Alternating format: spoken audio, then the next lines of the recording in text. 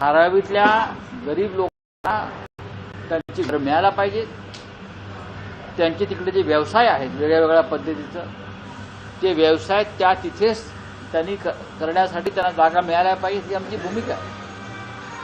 पण हा प्रकल्प मग सरकार का करत नाही?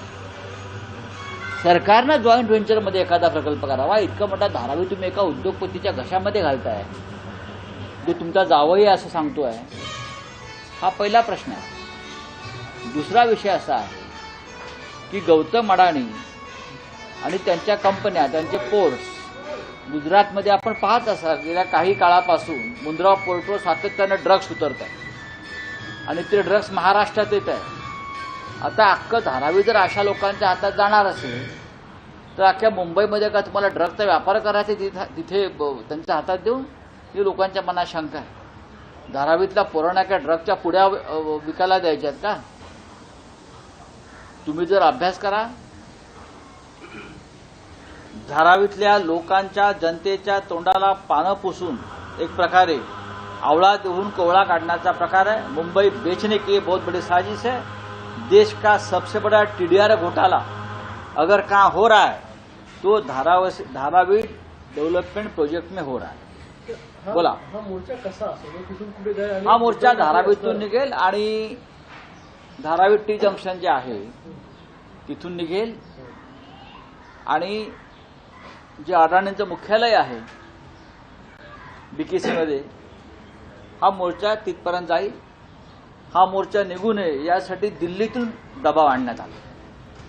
अडाणींच्या विरुद्ध मोर्चा निघू नये यासाठी दिल्लीतून वरिष्ठ स्तरावरून महाराष्ट्र सरकारवर दबाव आला आणि धारावीतल्या जनतेची मुस्कटदाबी करण्यासाठी पोलिसांवर, प्रशासनावर, सरकार तर मिंदेच आहे, सगळ्यांवर दबाव होता. हा दबाव मोडून आम्ही हा मोर्चा काढतोय, कारण आम्हाला मुंबई वाचवायची आहे, महाराष्ट्र वाचवायचं. सगळ्यात महत्वाचं म्हणजे काल धारावी पुनर्विकास समितीने एक पत्रकार परिषद घेतली आणि आपला पाठिंबा सरकारला जाहीर केलेला आहे. बघा, सरकारनं त्या आंदोलनामध्ये फूट पाडण्याचा हा नेहमीचा प्रयत्न आहे. जसं राष्ट्रवादीमध्ये फूट पाडली, शिवसेनेमध्ये फूट पाडण्याचा प्रयत्न झाला, बरं, तसा हा प्रयत्न आहे. त्यानंतर धारावी बचाव ही जी समिती आहे त्यांचं सुद्धा पत्रकार परिषद झालेली आहे, आपण पाहिलं असेल.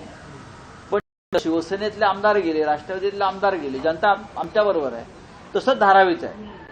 काही लोक सरकारला सामील झाले असतील, ते अडाणींना, उद्योगपती, ते कशी माणसं विकत घेतात आपल्याला माहिती.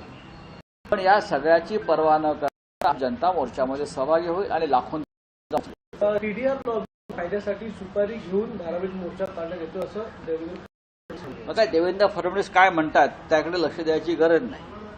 मी मगाशीच म्हणालो, देशातला सगळ्यात मोठा टीडीआर हा धारावी प्रकल्पाच्या निमित्तानं समोर येईल आणि त्या घोटाळ्यामध्ये भारतीय जनता पक्षाचे समोर येईल. ज्यांचं या निर्मितीमध्ये महाराष्ट्राच्या लढ्यामध्ये शून्य योगदान आहे असे लोक धारावीचा असा सौदा करू शकतात. धारावीमध्ये कमी गरीब मजूर कामगार राहतात, बरं का, दलित राहतात, असा प्रकार आहे. आणि आज धारावीचा घास अख्खी मुंबई गिळण्याची ही योजना आहे.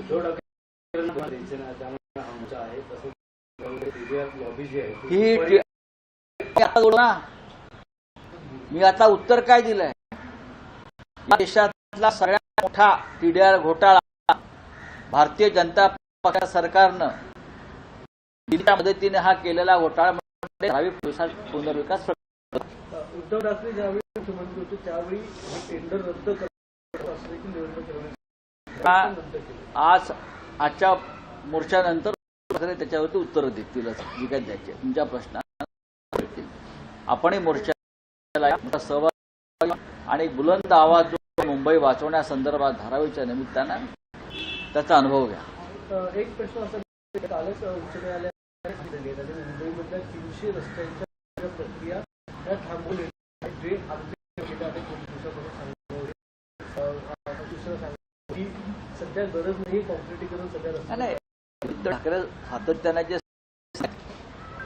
जे तळमळ समजून घ्या. लोकप्रतिनिधीचं सरकार नाही, महानगरपालिका सभागृह अस्तित्वात नाही, प्रशासनाच्या माध्यमातून सरकार प्रचंड प्रमाणात ठेकेदारांचं राज्य इथे चालू आहे आणि त्या उद्धव ठाकरे सातत्यानं आपली भूमिका ठामपणे न्यायालय सुद्धा आता त्या भूमिकेशी सहमत आहे. चले सर, आपसे जानना चाहेंगे, कांग्रेस के ऊपर अब सबसे बड़ा सवाल उठा है एम साहू के बाद, क्या कांग्रेस क्लीन चिट लेने वाले सर, इस पर आपका क्या कहना है? कांग्रेस क्लीन चिट क्या? सर, ये जो भी धीरज साहू का कैश हॉल निकला है सर 355 करोड़ का, हाँ, तो अब कांग्रेस उस घेरे में है क्योंकि मुझे लगता नहीं कोई घेरे में है, एक कारोबारी है जो कांग्रेस के सांसद हैं,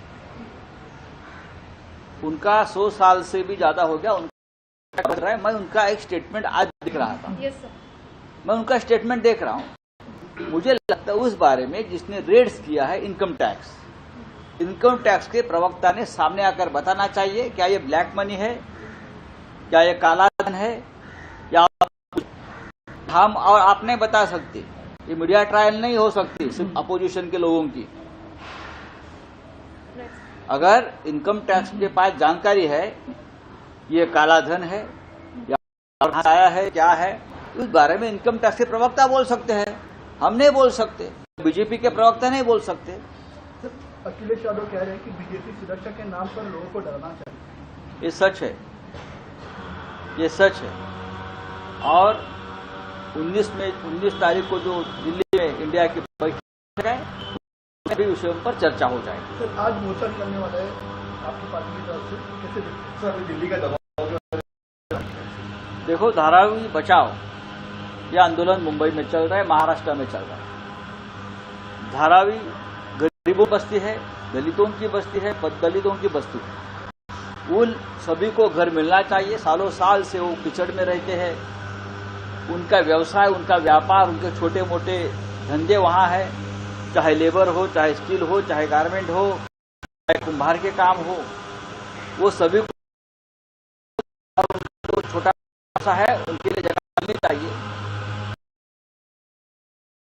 डेवलपमेंट पर ये पूरा 570 एकड़ का प्लॉट, 570 देश का सबसे बड़ा प्रोजेक्ट है ये। 570 एकड़ की जमीन भारतीय जनता पार्टी के दामाद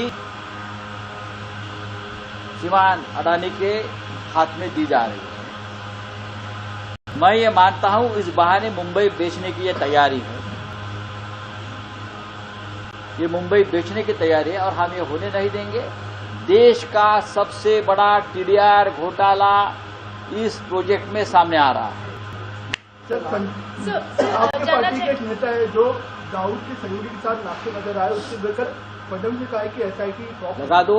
एसआईटी आप जो है एक एसआईटी की बरसात हो रही है, उसके ऊपर एसआईटी, उसके ऊपर एसआईटी।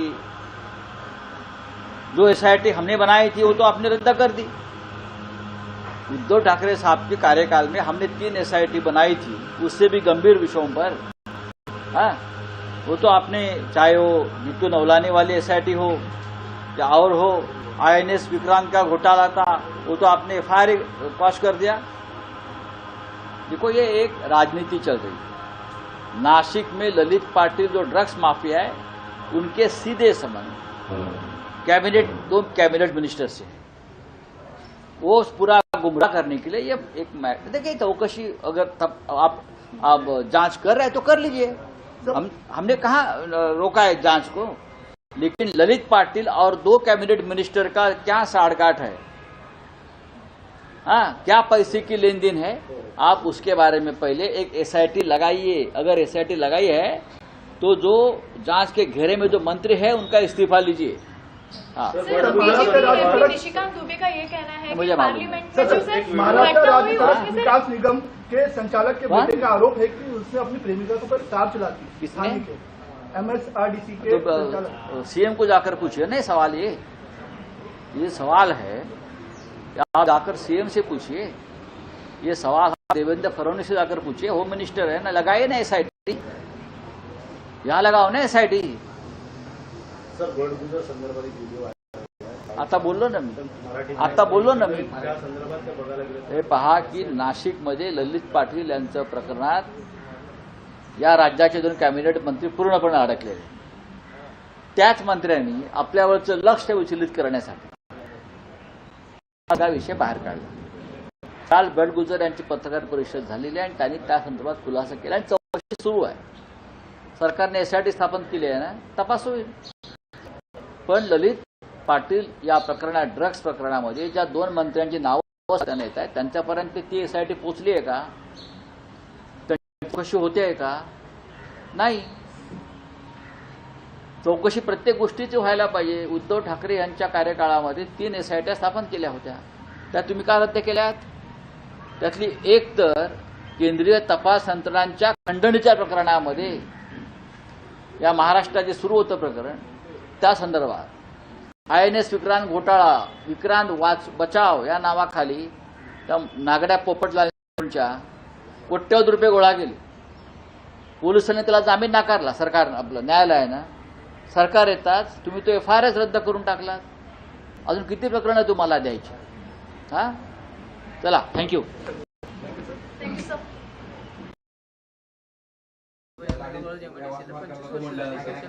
तालुका संघटक होते दादा. केवळ मराठा म्हणून फक्त मराठा आवडते गेलं प्रत्येक मला करायचं नाही. मला सोबत काम करायचं. फक्त तुम्ही तुमच्या तब्येतीची काळजी घ्या. तुमची गरज तुम्ही खरं मानून जसं आता रोज बघतो तुम्हाला टीव्हीवर तसं तुम्हाला